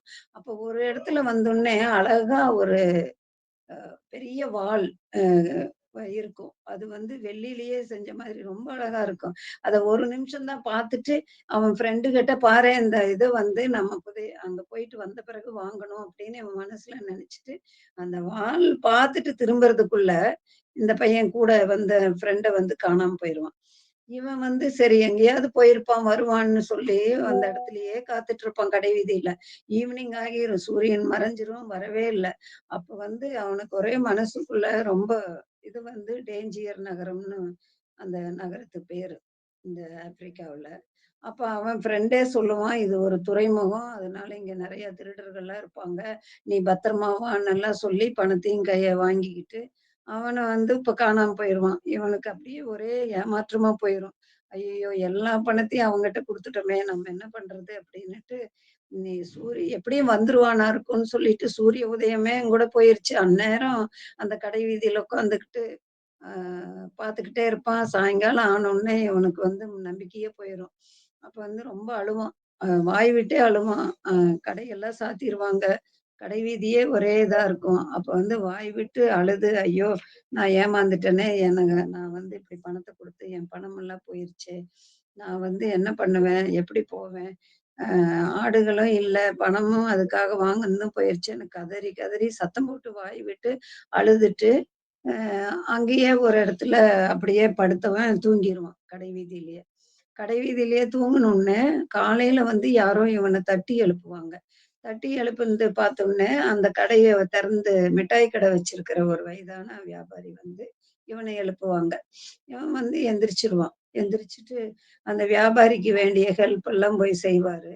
அப்ப வந்து இவன் எந்திரிச்ச உடனே என்ன நினைக்கிறான்னா, நம்ம வந்து இந்த மாதிரி ஏமாந்துட்டோம் அந்த ஆளுகிட்ட.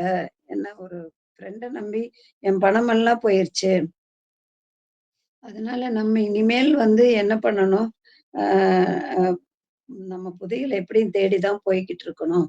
அதனால நம்ம வந்து இந்த தீர்மானிச்சுட்டான். ஒரே இதா. அதாவது நான் வந்து ஒரு சாகசக்காரனா மாறணும். இப்படியெல்லாம் பயந்து அழுதுட்டு இருக்கக்கூடாது. அப்படின்னு சொல்லிட்டு, அ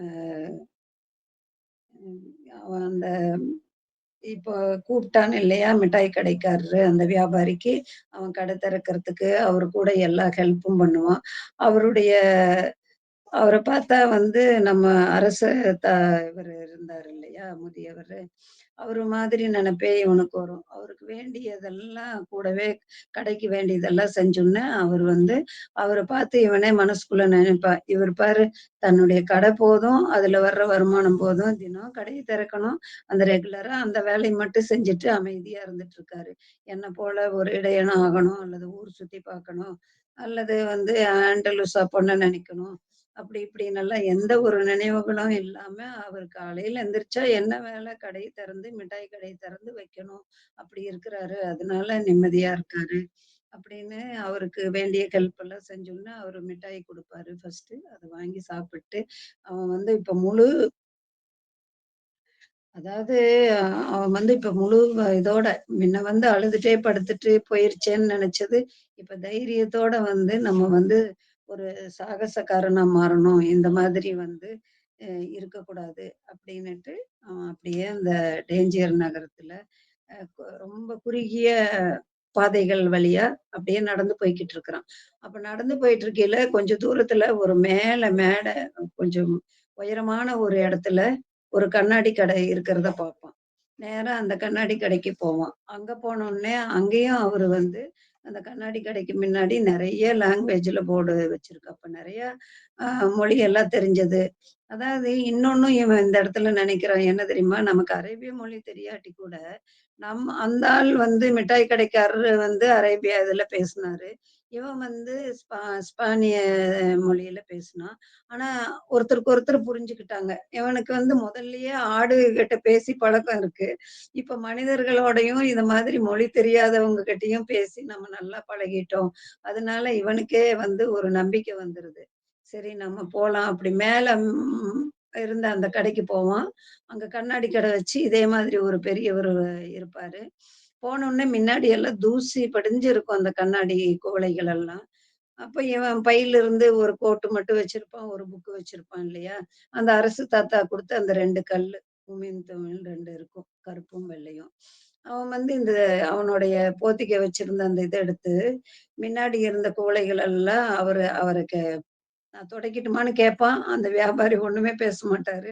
ஆனாலும் இவன் பாட்டுக்கு வேலையில ஆரம்பிச்சு, அந்த கண்ணாடி குவளையெல்லாம் அழகா தொடச்சு, தொடச்சு வச்சுக்கிட்டு, நானு இதெல்லாம் தொடச்சுட்டேன். எனக்கு ரொம்ப பசிக்குது. சாப்பாடு மட்டும் எனக்கு வேணும் அப்படின்னு சொன்னோனே, அப்பதான் அந்த இவரு வியாபாரி வாய் திறந்து பேசுவாரு. "நீ வந்து இத தொடச்சிருக்கவே வேண்டாம். சாப்பாடு வேணும்னா நான் வந்து கூப்பிட்டு போய் இது பண்ணுவேன். சரி வா அப்படின்னு வெளிய போலான்னு கடைக்கு வெளிய கூப்பிட்டு போயி சாப்பிடறதுக்கு வேண்டிய இதெல்லாம் அவருக்கு நெறைய வாங்கி தந்து சாண்டியாகோவுக்கு சொல்லும்போது, சாண்டியாகோ சொல்லுவான், "நான் வந்து இன்னைக்கு நைட் எல்லாம் உங்க கடையில வேலை செஞ்சு, நாளைக்கும் காலையில இருக்கிற எல்லா குவளைகளையும் தொடச்சு எல்லாம் இது பண்ணி தர்றேன். எனக்கு வந்து எகிப்து போறதுக்கான பணத்த குடுப்பீங்களான்னு?" கேட்பான். அதுக்கு அவரு வாய் விட்டு ரொம்ப சிரிப்பான். என்ன சிரிச்சுட்டு அவரு என்ன சொல்லுவாருன்னா, அதாவது எகிப்து போறது அவ்வளவு ஒண்ணும் சுலபம் இல்ல. அதுக்கு வந்து நெறைய பணம் வேணும். அதுக்கு வந்து நான் அவ்வளவெல்லாம் குடுக்குற அளவுக்கு எனக்கு வசதி இல்ல. அ அப்ப நான் உங்க கடையில வேலை செய்றேன். அந்த கமிஷன் வேணா உனக்கு குடுக்குறேன் வேலை செய்யறதுக்கு. ஆனா, அத சம்பாரிக்கிறதுக்கே நீ 1 வருஷம் வேலை செஞ்சீன்னா தான் உனக்கு வந்து எகிப்துக்கு போறதுக்கு விட என்ன கேட்டா, நீ வந்து பேசாம உன்னுடைய ஊருக்கு திரும்பி போயி, திருப்பி இடையனா ஆகுறதுக்கு ஆடுகள வாங்கிக்கலாம். போலாம் அப்படின்னு சொல்லுவாரு. சரி இவன் கொஞ்ச நேரம் பேசாமயே இருந்துகிட்டு, அப்புறம் ஒரு முடிவு எடுத்துருவான். சரி நான் உங்க கடையில வேலை செய்றேன். நீங்க அதுக்கான கமிஷன குடுங்க. நான் உங்களுக்கு வேலை செய்றேன்னு சொல்லிட்டு, அந்த கண்ணாடி குவளை கடையில அ நான் வேலை செய்ய ஆரம்பிப்பான். சாண்டியாகோ வந்து தொடச்சிட்டு இருக்கும்போதே, அந்த கடைக்கு வந்து 2 பேர் வந்து அது வந்து ரொம்ப அமைதியா ஒண்ணுமே சத்தமில்லாம வியாபாரமே நடக்குதான்னு தெரியாத அளவு அந்த கடை இருக்கும். பட் இவன் கை வச்சு குவளையெல்லாம் தொடச்சு வச்சோன்னேவே, அப்பவே 2 பேர் வந்து அந்த கடையில வாங்க வருவாங்க. அது ஒரு நல்ல சகுனமா இருந்துச்சு. நீ தொடச்சிட்டு இருக்கும்போது. அதனால நான் வந்து உன்னைய வேலையில வச்சுக்கிறேன் அப்படின்னு சொல்லுவாரு. இவனுக்கு வந்து சகுனங்கள நம்பி சகுனங்கள முதல் பார்க்கணும்னு அரசு தாத்தாவும் சொன்னாரு. இவரும் எல்லாருமே சகுனங்கள பார்க்குறாங்க அப்படின்னுட்டு திருப்பியும் வந்து இவனுக்கு வந்து ஒரு சந்தோஷமா ஆகிருது. அந்த கடையிலேயே வந்து வேலை செய்யலாம் அப்படின்னுட்டு அந்த கடையில டெய்லி வேலை செஞ்சுட்டு இருக்கான். எல்லாம் தொடச்சு இது பண்ண. எப்பவுமே தொடச்சு முடிச்சோனே சாயங்காலம் ஆனா இவங்க 2 பேரும் போயி ஒரு இடத்துல உட்காந்து காஃபி இதுக்கு டீ குடிச்சிட்டு வருவாங்க. அப்புறம் அப்படியே நல்ல பழக்கமாகிறது. அவர்கிட்ட ஒண்ணே ஒண்ணு உடைச்சிராத கண்ணாடி தூக்கும்போதெல்லாம் அப்படி ஜாக்கிரதை, ஜாக்கிரதைன்னு சொல்லுவாரே ஒழிய, ஆனா அவருடைய நல்ல குணம், அவருடைய இது வந்து இவனுக்கும் சாண்டியாகோவுக்கும் பிடிச்சிருந்துச்சு. அதனால வேலை செஞ்சுக்கிட்டே இருப்பான். அப்போ வந்து ஒரு நாளு சொல்லுவான், "நீங்க வந்து வெறும் இந்த கூலைகள் எல்லாம் மட்டும் இது பண்றத விட, இவன் வந்ததிலிருந்து அடிக்கடி கடைகளுக்கு நெறையா அப்பப்ப வரவங்களும் ஆரம்பிச்சுருவாங்க. இவனுக்கு கமிஷனும் அதிகமா குடுக்க ஆரம்பிச்சாரு இவரு முதல்ல. அதிகமா குடுத்தது ஏன் அதிகமா குடுத்தாருன்னா, வந்து கூட்டமே வர்றதில்ல பாவம் அவனுக்கு காசு ஆனா இப்ப வந்து இவன் வந்து வேலை செய்ய ஆரம்பிச்சதுலருந்து கூட்டமும் நெறையா வந்திருக்குது. இவருக்கே ஒரு மாதிரி சந்தோஷமாகிறது. திருப்பி என்ன பண்றாரு, கொஞ்ச நாள் ஆனோனே இவன் கேட்பான், "இந்த கண்ணாடி குவளையெல்லாம் வந்து நீங்க கீழ எல்லாம் இப்படி வச்சிருக்கிறத விட, ஒரு அல்மேரா வாங்கினா ரொம்ப நல்லா இருக்குமேன்னோனே, அதுக்கு இவரு ஒண்ணுமே பேச மாட்டாரு. அப்புறம் அடுத்த நாள் வந்து போகும்போது, அவரு சொல்லுவாரு, "அல்மேரா வாங்குறத பத்தி நானும் யோசிச்சேன். சரி வாங்கிடுவோம்." அப்படின்னு சொல்லிட்டு அல்மேராவும் வாங்குவாங்க. அல்மேரா வாங்கி தொடச்சு அந்த ஷோகேஸ்ல வச்ச உடனே இவன் சொல்லுவான், "எப்பவுமே ஆண்கள் வந்து அழக விரும்புவாங்க. இந்த மாதிரி நம்ம வச்சோம்னா, நிச்சயமா அவங்க வந்து குவளைகள் எல்லாம் வாங்கிட்டு போறதுக்கு நெறைய பேர் வருவாங்க." அப்படின்னு சொன்னோனே வியாபாரமும் நல்லா நடந்துட்டு இருக்குது. அப்ப வந்து என்னாகும், ஒரு நாள் அந்த கடைக்கு வந்து வயசானவங்க 3 பேரு மேல ஏறி வருவாங்க. அது குன்றின் மேல இருக்குதா, அங்க ஏறி வந்தோனே அவங்களுக்கு வந்து ரொம்ப தாகமா இருக்கு. ரொம்ப டயர்டா அப்படியே 3 பேர் உட்காருவாங்க. அத பார்த்தோனே சாண்டியாகோவுக்கு இன்னொரு ஐடியா வரும். இவ்வளோ தூரம் வர்றாங்க, அந்த குவளையில வந்து நம்ம டீ போட்டு தந்தோம்னா, அவங்க இன்னுமே கூட்டம் வர ஆரம்பிக்குமே அப்படின்னு சொல்லுவாங்க. அப்போ இவரு சொல்லுவாரு, அந்த வியாபாரி கண்ணாடி வியாபாரி சொல்லுவாரு, "நீ வந்ததிலிருந்து இந்த கடையே வந்து ரொம்ப அழகாவும், நான் நெனச்ச மாதிரி ரொம்ப நல்லா வந்துருச்சு. ஆனா இத ஏன் என்னால செய்ய முடியல? அப்படிங்கிறது எனக்கு எத்தன வருஷமா நான் இங்க இருக்கேன். ஆனா நீ வந்து எனக்கு கிடைச்ச ஆசீர்வாதமா நான் நெனைக்கிறேன். அந்த ஆசீர்வாதம் வந்து நான் வந்து எப்பவுமே வந்து அ அத வந்து நம்ம நிச்சயமா நம்பணும். அத நான் நம்பாமையோ, அதுல ஆசீர்வாத இத வந்து எதிர்த்து செஞ்சேன்னா, அது எனக்கு ஒரு சாபமா ஆகிரும். அதனால நீ சொல்றபடி நம்ம டீ கடையும் திறந்துரலாம் இதுலயே அப்படின்னு சொல்லுவாங்க. இவன் ஒரே ஹேப்பியா ஆகிருவான் பரவால்ல அப்படின்னு. அதே மாதிரி டீ வைக்க ஆரம்பிச்ச உடனே பார்த்தீங்கன்னா, நெறைய கூட்டங்கள் வரும். அதுல நெறைய பேரு அந்த குவளையில டீ குடுக்கறது, கண்ணாடி குவளையில ரொம்ப விரும்பி குடிப்பாங்க. அதே மாதிரி குவளை வீட்டுக்கும் வாங்கிட்டு போறதெல்லாம் பண்ணோனே, இவன் வந்து 11 மாசம் ஆகிருச்சு. இந்த வியாபாரி கிட்ட சாண்டியாகோ வேலை செஞ்சு. அப்ப வந்து அவருக்கே வந்து ரொம்ப ஆச்சரியமா போயிரும். எவ்வளவு வந்து இவன் வந்ததிலிருந்து நமக்கு ஆனா கமிஷன் வந்து ரொம்ப அதிகமா பேசியிருப்பான். அந்த 11 மாசத்துல கிடைச்சது பார்த்தா, அந்த பணத்த எடுத்துட்டு போயி ஆடு வாங்குறதுக்கு சரியா இருக்கும். ஊருக்கு போயிரலாம் அப்படிங்கிற மாதிரி நினைப்பான். அப்ப வந்து இவரு சொல்லுவாரு வியாபாரியும், "நீ வந்து எகிப்தெல்லாம் போக வேண்டாம். பிரமிடு வந்து நெனச்சா நம்ம வீட்ல கூட கட்டிறலாம். அதுக்கு ஏன் எகிப்து போற?" அப்படின்னு. ஆனா எகிப்துல வந்து தனக்கு ஒரு பொக்கிஷம் வந்து இருக்குங்கிறது எகிப்து போகணும்னு மட்டும் சொல்லிட்டு இருப்பான். அப்புறம் வந்து இவன் வந்து சொல்லுவான், "நீங்க உங்களுக்கு அப்படி எங்கேயுமே போக ஆசை இல்லையா?" அப்படின்னு அந்த வியாபாரிய கேட்டோனே, "ஆமா எனக்கு கூட ஆசைதான். மெக்கா போகணும்னு ஆசை." "அப்புறம் ஏன் நீங்க கிளம்பி போலாமே?" அப்படின்னா, "இல்ல மெக்கா போயிட்டு வந்துட்டா, ஓ! போயிட்டு வந்துட்டோம்." அப்படிங்கிற அந்த ஆசையில நம்ம வந்து இருப்போம். அது போகலான்னு இருக்கும்போது தான் நெனச்சு நெனச்சு நம்ம மெக்கா போகணும் அப்படிங்கிற ஒரு இது இருக்கும். அ அப்படின்னு அவரும் சொல்லுவாரு. நான் வந்து எப்பவுமே வந்து வெளிய போறது விரும்புவேன். நான் வந்து எப்படியாவது ஊருக்கு கிளம்புறேன் அப்படின்னு சொல்லிட்டு, இந்த இவரு கண்ணாடி கடைக்காரர்கிட்ட வேலை முடிஞ்சுட்டு, ஒரு நாளு இவன் 11 மாசத்துக்கு மேல, அப்புறம் ஒரு 2 மாசம்ல வேலை செஞ்சு ஓரளவுக்கு அமௌண்ட் சேர்த்துனோனே, நான் வந்து ஊருக்கே கிளம்பி போறேன் அப்படின்னு இவருகிட்ட சொல்லிட்டு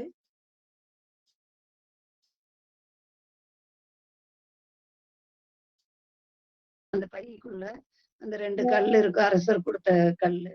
அத எடுத்துக்கிட்டு அரசருடைய ஆசீர்வாதம் இன்னும் எனக்கு இருக்கா? இல்லையான்னு பார்க்கும்போது, கையில எடுக்கும்போது கருப்பு வரும். கருப்பு வந்துச்சுன்னா ஓகேன்னு ஆமான்னு அர்த்தம். அப்ப அரசு தாத்தாவினுடைய ஆசீர்வாதம் எனக்கு இருக்கு. அதனால நம்ம பார்க்கலாம். அவரு சொன்ன மாதிரி எகிப்து போறதுன்னா கூட ட்ரை பண்ணலாம் அப்டின்னுட்டு, இவன் வந்து பழைய டீ கடையில உட்கார்ந்தான் பார்த்தீங்களா? விக்கிற கடையில. அதே கடையில தானே ஒரு ஃப்ரெண்ட் இது பண்ணி ஏமாத்தி பணம் போச்சு. அந்த கடையில வந்து உட்காருவான். ஆனா, அவர பார்த்து வியாபாரி பார்த்து அவன் போயிட்டு வரேன்னு சொல்றதுக்கு, அவரு பிஸியா இப்ப நெறைய வியாபாரம் செய்ய ஆரம்பிச்சுட்டாரு. நைட்டே சொல்லிட்டு படுத்திருப்பான். காலையில வரும்போது அவர்கிட்ட சொல்லி விடை பெறறதுக்கே இவனுக்கு மனசு ஆகாது. ஏன்னா, அவர விட்டு வர்றது அவனுக்கு கொஞ்சம் மனசு கஷ்டமா இருக்கும். அவன் அந்த டீ கடையில வந்து உட்கார்ந்தோனே, அந்த வியாபாரி அவரு பழைய வியாபாரி சொல்லுவாருல்ல, அந்த இவன நம்பி போகாதன்னு சொன்னது இப்பதான் அவனுக்கு புரியுது. அப்ப அந்த இடத்துல உட்கார்ந்தப்ப அவனுக்கு இந்த கண்ணாடி குவளையெல்லாம் எப்படி எடுத்துட்டு வர்றாங்க? பாலைவனத்துல இருந்து வர்றவங்க தானே கொண்டு வந்தெல்லாம் குடுக்குறாங்க. அதனால இங்க விசாரிச்சு பார்த்தா தெரியும்னு சொல்லிட்டு, அவன் விசாரிக்கிறான். பாலைவனத்துக்கு போகிற ஒரு கும்பல் வந்து உட்கார்ந்திருக்கு. அதுல போய் இவனும் சேர்ந்து பாலைவனத்துக்கு போறதுக்காக போய் அங்க ஒரு ஆங்கிலேயர் வந்து ரசவாதிங்கிறவங்கள பார்க்க போறதுக்காக உட்கார்ந்துட்டு இருப்பாரு. ஆனா அந்த ஆங்கிலேயர் வந்து இவங்க கூட சரியா முகம் குடுத்தே பேச மாட்டாரு. ஏன்னா புக் படிச்சுக்கிட்டே இருப்பாரு.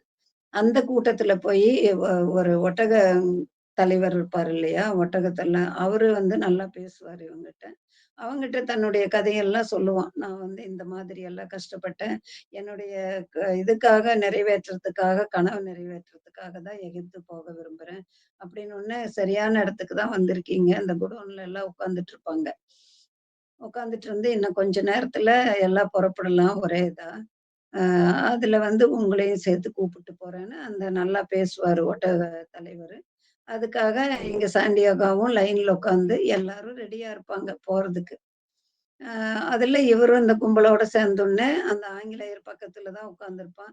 "என்ன புக் படிக்கிறீங்கன்னு?" கேட்பான். அவன் திரும்பி பார்த்துட்டு பேசவே மாட்டான். அப்ப வந்து இவனுக்கு ஏதோ மாதிரி ஆகிரும். இவனும் வந்து தன்னுடைய கதைகள் எல்லாம் பக்கத்துல இருக்கிறவங்க கிட்ட, அந்த ஒட்டக தலைவர்கிட்ட எல்லாம் சொல்லிட்டு வருவான். "மாடு மேய்ச்ச கதை, அங்க போனது, பணத்த விட்டது. இப்ப வந்து நானு எகிப்து போய்க்கிட்டு இருக்கிறேன் பிரமிடுக்கு" அப்படின்னு சொன்னோனே, அது ரொம்ப தூரம் இருக்கு. சரி நம்ம பாலைவனம் வழியா ரொம்ப இது நம்ம பயணம் செய்ய வேண்டியது இருக்கு. அப்படின்னு சொல்லி இந்த முதல் பாகத்துல அதோட முடிக்கிறாங்க மாஸ்டர். இந்த சாண்டியாகோ வந்து அந்த படிக வியாபாரிகிட்ட சேர்த்த பணத்த வச்சுட்டு திருப்பியும் வந்து பாலைவனம் வழியா தன்னுடைய கனவ நிறைவேற்ற போலாம். ஏன்னா அரசர் தாத்தா சொன்னது அவனுக்கு மனசுல இருந்துகிட்டே இருக்கும். நம்ம பிறவி நோக்கம் என்னவோ அத நோக்கி நம்ம போயிட்டு இருக்கணும். சில பேர் அத விட்டுருவாங்க. காரணம் அ பாதி இது மார நெனச்சுட்டே இருப்பாங்க. சில பேர் எல்லாரும் சொல்றத வச்சுட்டு, ஆமா நம்மனால முடியாதுன்னு விட்டுருவாங்க. முடியாத நேரத்துல ஒரு அரசரா இருந்து நமக்கு அவ்வளவு இது சொன்னாரு. இப்ப பணம் கிடைச்சிருச்சு. அத வச்சு எப்படியாவது எகிப்து போலாங்கிறதுக்கு, அந்த கேங்கோட வந்து அந்த இதுல உட்கார்ந்திருக்கான். என்ன அடுத்தது வந்து பாலைவனம் பயணம் ஆரம்பிப்பாங்க. பாலைவனத்துல நடந்து அவன் தன்னுடைய கனவ வந்து சரியா போய் அடையிறானா? அவன் நினைச்சது நடக்குதா? அப்படிங்கிறத அந்த கதையில அழகா கொண்டு வந்திருப்பாரு. அது இன்னும் விறுவிறுப்பா இருக்கும் பாலைவனத்துல போகும்போது அவங்க. அதாவது இவன் பிரபஞ்ச மொழி தெரிஞ்சு, பிரபஞ்ச ஆன்மாவோட இவனுக்கு கனெக்ஷன் இருக்கிறதுனால, காத்தோட பேசுவான். பிரபஞ்சம் உடைய இது கரெக்ட்டா கண்டுபிடிச்சுருவாரு. சாண்டியாகோவுக்கு அந்த ஒரு இது இருக்கு. ம். அதனால பக்கத்துல அந்த ஆங்கிலேயர் வந்து ரசவாதி தேடி போறாரு.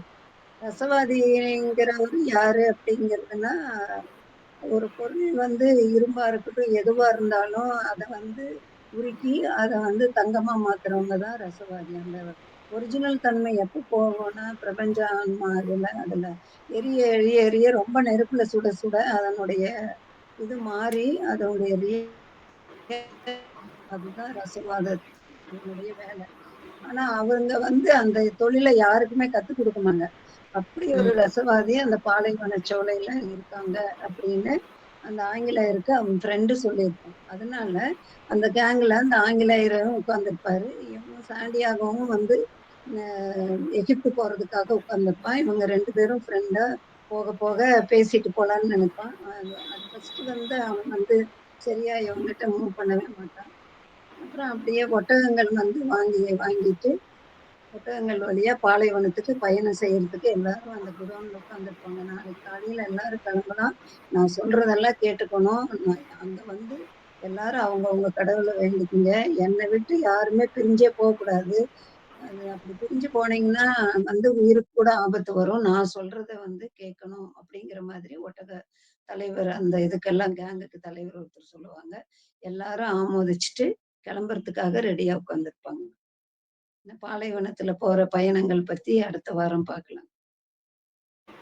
Thank you. Yes madam. Yes. இந்த புத்தகத்திலோட இந்த ஸ்டோரி பார்த்தீங்கன்னா, ஒரு இன்ட்ரஸ்டிங்கா அப்படியே போயிட்டே இருக்கும். ம். நல்லா இருக்கு. நீங்க சொல்ல சொல்ல ஒரு ஆடு விஷுவலைசேஷன் மேய்க்கிறது ம். ஆமா. அதுவும் இந்த எல்லாமே மொழியெல்லாம் பார்த்தா பிரபஞ்ச மொழி, அந்த பிறவி இதெல்லாம் சொல்றாங்க. நெறைய அதெல்லாம் வந்து லேர்னிங்ஸ் பிரவீன் நமக்கும் வரும். ஒவ்வொன்னும் கேட்க கேட்க லேர்னிங்ஸ் வரும். ஆமா. நானே நைஸ். இது 2 தடவ படிக்கிறேன் இப்போ. இப்பதான் கொஞ்சம் இன்னும் கொஞ்சம் நல்லா புரியுது முதல்ல விட. முதல்ல ம். கொஞ்சம் பார்த்து பார்த்து படிச்சேன். 2வது பாகத்திலயும் கொஞ்சம் வந்துட்டோம். அந்த கண்ணாடி கடைக்காரர்கிட்ட வேலை முடிஞ்சு, இப்போ பாலைவனம் போறதுக்காக வர்றாங்க. அந்த பாலைவன கதைகள் எல்லாம் ரொம்ப ரொம்ப நல்லா இருக்கும். என்னோட பாதி புக் இருக்குங்க. பாதி வந்துச்சு. ம். Yes madam. Thank you. Masters யாராவது பேசுறீங்களா? ராஜேஸ்வரி தேவி மேடம், சும்மா. சுமதி சுமதி உங்களோட ஒப்பீனியன். இந்த இந்த புக் படிச்சேன்னு சொன்னாங்க போன வாரம் சுமதி. ஓ! படிச்சிருக்கேன்னு சொன்னாங்க. போற மாதிரி எல்லாமே